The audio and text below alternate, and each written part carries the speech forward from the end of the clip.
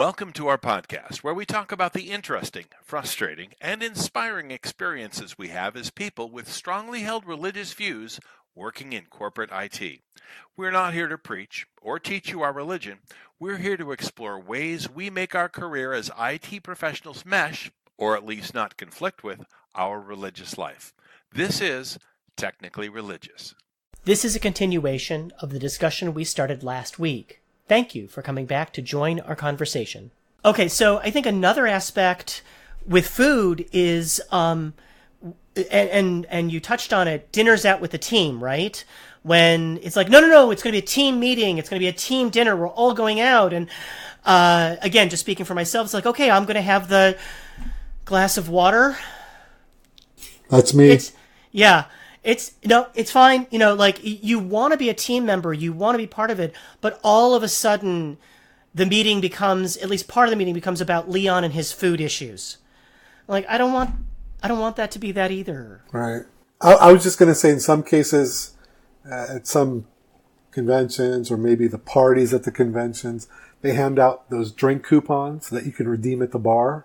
Yeah. I end up giving it to others that are with me, and I get this look like, don't you want a drink? And I'm like, no, water's just fine. Al, come on. You're missing a major opportunity here. You got to sell them, right? These are trades, right? Yeah. So the first episode of Technically Religious was myself and Josh Biggley, who's he's now ex-Mormon. At the time that we were working together, he was Mormon. And so we had this whole we worked together in the same company. And so we had this whole shtick. We'd walk into these spaces and it's like, okay, so I'm drinking his beer. He's going to eat my chicken wings, and he's driving me home. So you just have to find... we all have our roles, yes. Our gifts. Yeah, we just have to find that synergistic relationship where we can, hand things out. So...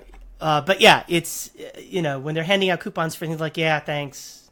You want to use it? It's free. It's like you're saving yourself $20. No, I don't really want it. Trust me. Okay, so moving on, I think another aspect of conventions that can be challenging are just the interactions. Keith, you mentioned just people in general, that you don't like people, which may not be your best advertising or marketing slogan. CTO advisor, I hate people. Yeah, no, I'm not. But a lot of people person. Yeah, but a lot of CTOs are introverts, right, Keith? I'm sure of it. That's absolutely the case. You know what it is what I find is that obviously I'm high profile, so I have to interact with people. People stop me in the hall, and we have great conversations. That is actually, I enjoy the interactions at conferences like Vmworld, vMugs, and to some extent AWS, because that's kind of the same community that I have on Twitter. What I find exhausting is when I go to something like an open source conference where I have I've never met these people in Slack, I've not met them online, and I have to work so hard to meet people and get out of my shell. Like when someone comes up to me and says, "Hey, Keith," I'm like, "Oh, okay." It's I don't have to say hello. I had this thing when I was a kid. Like I didn't understand why you had to say hello to someone you saw every day. That kind of didn't make any sense. Like, I see you every day. Why would I say hi to you every morning? That just doesn't make any sense. So that's a carryover I've learned, but it's still exhausting to interact and give of yourself and be with people, and it's so many people that want your time. Right. So that's in general. Again, I think a lot of introverts share that same challenge. And just to clarify, I know we were teasing you earlier, is you're really good with individuals, with people when you're having a conversation. You're not so good with crowds of people.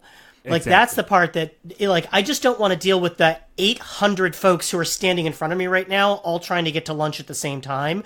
I want all of them to go away. Yeah, Chicago, we have some big festivals here, and I go to none of them. I don't like amusement parks. I just don't like crowds. So, the conferences are probably the worst place to go if you don't like crowds. One of the reasons I don't go to the parties at night, because it's just too many people. And at that point, your battery's empty. Already, because you've just spent the whole day I go to a tech field day and talk to folks like Al and Mike or whoever and just have a really great time. But I'm exhausted because I've spent the whole day socializing. Now I have to go by and be around a bunch of people that I generally don't know is even tough. And I was just going to add, not a knock on any of the conferences again, but what I appreciate the most about Tech Field Day is you're introduced to your fellow delegates weeks in advance. You have an opportunity to, get to know them in some way, via Twitter, LinkedIn, or the Slack channel. So I think that helps break the ice, and it definitely makes it a lot easier when you first meet them for the first time in person. And then going back to kind of the religious theme, I'm pretty, all of us pretty much wear our faiths on our sleeves. No one in the community would be surprised that we follow Islam, Orthodox Jew, or devout Christian. One of the other things is that, especially if you have they wouldn't be surprised. Evangelistic type faith, and you're called to share your faith, I'm really not great at that. My wife is awesome at it, and it can be really a challenge where I'm at a dinner where I don't know a bunch of people and a bunch of people don't know us, and Melissa has no problems, saying, hey, before we start, can we say kind of a non-denominational prayer before meal? And I'm like, oh, it doesn't bother me, but again, it's just one of those things. It's uncomfortable, and sometimes our faith calls us to do uncomfortable things. Right. Yeah. It's not that you wouldn't volunteer that as readily as she does. Right. I'm just curious, and since we're speaking of faith and saying a small prayer, I'm sure we all do it, not I don't want to single anybody out, but anytime I fly, I always say a prayer. And, so I'll clasp my hands together and I'll say a few words. And then I'll do this, make this motion. And sometimes I'll get a look from someone beside me like, what's wrong with him? Is everything okay? Is there anything wrong with the plane? Yeah. I don't explain myself. I just stay focused. I stay looking straight ahead. I don't even get caught up in it. So I do a small prayer too, but, I don't have, my faith doesn't have traditions like that where it's obvious that I'm doing something of inference. And, we talk about it. Leon talking about prayer, and this is a thing that's at conferences. So Scott Lowe of VMware, of VMware, then Heptio, and then of VMware again, at Vmworld does a prayer group in the morning. So it's common for us faithful, whether it's regardless of religion, to pray for one another. Leon has 3 congregations praying for my wife. So I really appreciate that. So, I don't think there's anything uncommon about it. I think it's actually fairly common. So in Orthodox Judaism, there's a specific traveler's prayer, and but I think to your point, like on a plane, just like there's no atheists in foxholes, there are very few atheists before the airplane has taken off. I think lots and lots of people are very there's also no atheists right before. Pray? Yeah, can you pray for us? Yes. Okay, good. Yeah. Thank you. Yeah. It's also, you'll find the same sort of preponderance of prayer right before the pop quiz the teacher just called.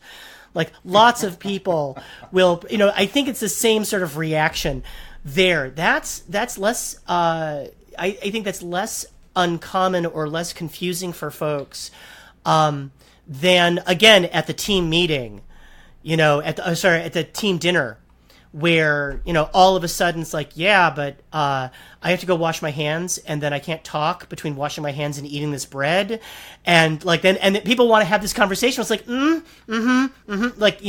so it becomes an interesting hiccup or, an awareness thing. Well, I think it just adds richness. As long as okay. So in Christianity, there's a couple of stereotypes that you don't want to become. You don't want to become the holier than thou person. Sure. Right? If you were a real Christian, you wouldn't do that, right? You don't want to be the in-your-face Christian, right? Who is, preaching to people the entire time. Right. Right? But if you're just sort of, walking your faith, So one of the things that happens to me almost all the time is that people will say, "Oh, Mike, yeah, so good to see you," or "So good to meet you," and we'll talk about children, right? They'll ask me, "So, are you married?" "Yeah, my wife and I are empty nesters." "Okay, so, well, do you have any kids?" "Yes, I've got a 30-year-old son and a 28-year-old daughter." "Well, what are they doing?" "Well, my son is in the Army, and he's been deployed twice, and now he's getting into navigators, which is a Army discipleship ministry. And my daughter is a missionary in Cambodia."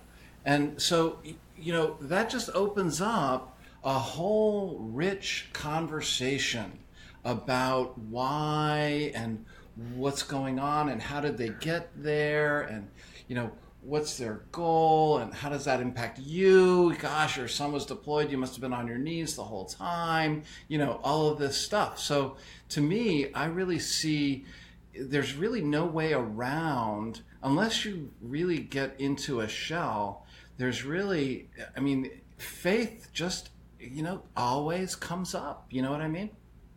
It certainly can, and I think also it comes up in ways that, especially conventions, that are either unexpected or, I'm going to say, not normal. And I don't mean like abnormal, but what I mean is that when we're home and we're in our neighborhood, we're in our space, certain kinds of interactions just don't come up because we structure our lives around not having them.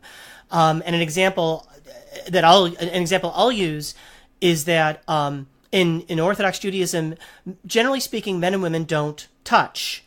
They just, unless somebody is, it's your kid or whatever, you just, there's no hugging, there's no any of that stuff. It's just, yeah. So here I am working in the booth, and people are coming up of, all different types and, whatever. And all of a sudden, people have extended their hand. Now, what's interesting is that having that physical contact is not a sin.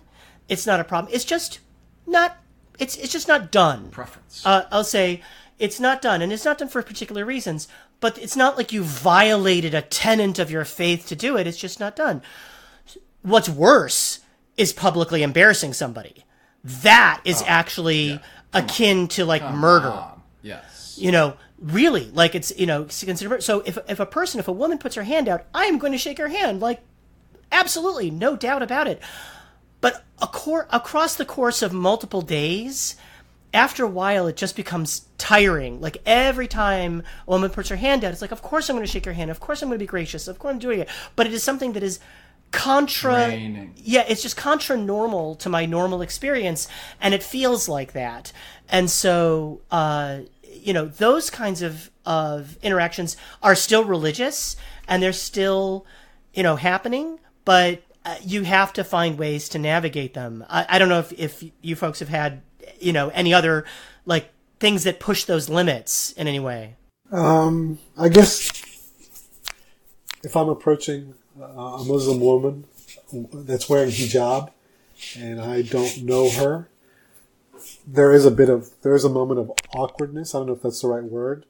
I'll probably wait for her to initiate the conversation or the handshake per se, but in terms of hugging and whatnot, yeah, sometimes you just have to know your limits. Yeah. So now, as a Christian, should I be doing that too? I'm just curious. Should I be waiting for them to initiate a conversation if I'm approaching somebody with a hijab? Probably so, to be honest with you. It's and to Leon's point, it is slightly awkward. It's not fair to both parties. There's a sense of uneasiness. But I would, if you ask me my opinion, and I'm a Muslim, as I mentioned, I would allow the lady in this case to initiate the handshake or the greeting. That makes a point of a lot of these conferences are international, and you get yes, absolutely, just not just religious cultures, but different cultures in general. Giving the thumbs up to the wrong culture, looks completely different than the thumbs up here in the U.S. or the OK sign. It's one of those things that I try to be. It's like Twitter in real life. Like you can easily offend another person just by your body language and gestures, or saying hi or not saying hi. Yeah, I think that cultural sensitivity, it puts the concept. I'm going to use a word that's sort of a little bit charged in today's society, but it puts the concept of consent. Did that person invite that contact or that interaction? Again, the thumbs up sign or whatever it was. In one respect, it's nice to be aware, sensitized, or sensitive to that, but in another, again, it challenges us in some very particular ways. I think it's situational awareness. It just depends on the situation you're in, the surroundings you're in, and just making good judgment. And as long as you have good intent, I think ultimately that's what really matters. Well, I think one of the challenges with conferences in particular is that they have a tendency of amping up the adrenaline that's coursing through your body. You got all these people, if you're in sales or business development, you got all these prospects around. You've also got the glitz and glamour of the location. These places are always in nice places. And so not something that you normally do. Gee, this is like a pretty nice place. And then you have the alcohol, right? The effects of alcohol, right? And then you have the effects of travel, which we talked about before, where you're tired or you're suffering from jet lag, and so it changes your whole. You would like. How many times have you heard somebody come back from a conference and tell some story in the boardroom, the next day about, hey, did you see what that person did? Can you believe they did that? But this is what happens at conferences. So you really, it's even extra important for us that are really out there with our faith to really be careful with what we're doing. Well, and I'll add on to that along with the social lubricant and things like that, I think there's also a lot of folks running around feeling a lot of pressure in the sense of, maybe they're looking for their next job, or maybe they're a little starstruck. You've got some of these big CEOs, CIOs, or people like, and as much as, I want to tease Keith, the reality is that you're a very visible face. And if somebody has been following you on Twitter and finally gets a chance to meet you and say a few words to you, it's easy to imagine them sort of losing some filters along the way. People feel like they know you, and there's nothing wrong with it. I share a lot of my life in purpose. In the public. So, a lot of people are going on this journey with me and my wife. So, when they see Melissa, if she makes it to Vmworld, when they see her, there's going to be like this automatic feel that they know them. We don't have any women on the podcast today, and maybe it's a good topic for future podcasts. We get Melissa or some of the wives on to talk about their experiences in the community and around the community. But, I absolutely have been in those situations. I'm in that situation sometimes when I walk up to somebody who I've been following on Twitter for years and like, oh, Larry, how do you not know me? Like, I'm certain me and Mike.Al are like best friends. And, his security felt otherwise. Right, exactly. So there's all those pressures. We know you can't listen to our podcast all day, so out of respect for your time, we've broken this particular conversation up. Come back next week, and we'll continue our conversation. Thanks for making time for us this week. To hear more of Technically Religious, visit our website, technicallyreligious.com, where you can find our other episodes, leave us ideas for future discussions, and connect to us on social media. Hey, there's this great convention happening next week in Cleveland. Who's in? No, I'm good.